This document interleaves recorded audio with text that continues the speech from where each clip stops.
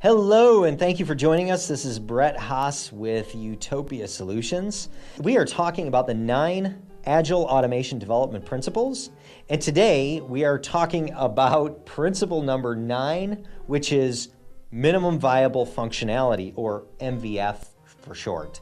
If any of you are familiar with the lean methodology, you're probably familiar with MVP. And being a big startup guy, I'm big into startup companies and have been involved in a number of them. MVP means minimum viable product. Minimum viable functionality is the same thing in the test automation framework development context. MVF, develop minimum viable functionality for your customer. Do not sacrifice velocity. And what it really means is it's giving your customer something as quick as possible that they can use and get their hands dirty with. Even if it's not perfect, it gets you there. So there's a lot of good diagrams that talk about minimum viable product, and I love the one that shows like a skateboard to a car, as opposed to building a wheel to a car. Well, a customer can't use a wheel to get anywhere. They can roll a wheel down the street, but they can't get anywhere with that. But they could get on a skateboard and ride a skateboard to a certain location, and it would get them there more quickly.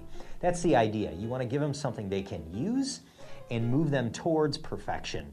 As an example, we have a project running right now that enabled our customer to start using the test automation framework about 3 sprints in.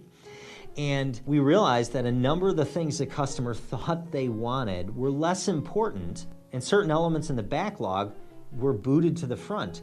And minimum viable functionality, this MVF approach, is really going to give your customers something they can get their hands dirty with and really start understanding what they really want. They're going to start playing with the framework and seeing what automation can be, and that's going to tell them what they really want. Oh, wow, I can do this, so I want to build this, and I think that's a high priority. So if you're doing this with all the other principles in play, like not over planning, you don't have this grand strategy. You can adapt.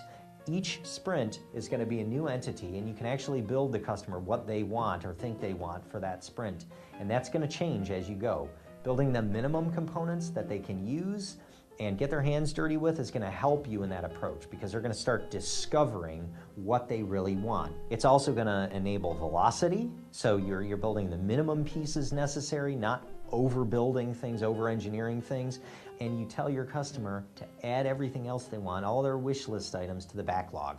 Be comfortable. Do not, with adding things to the backlog, make sure your customer's comfortable with that, and do not compromise your velocity. Build them the minimum components that they can get their hands dirty with and actually use for automation.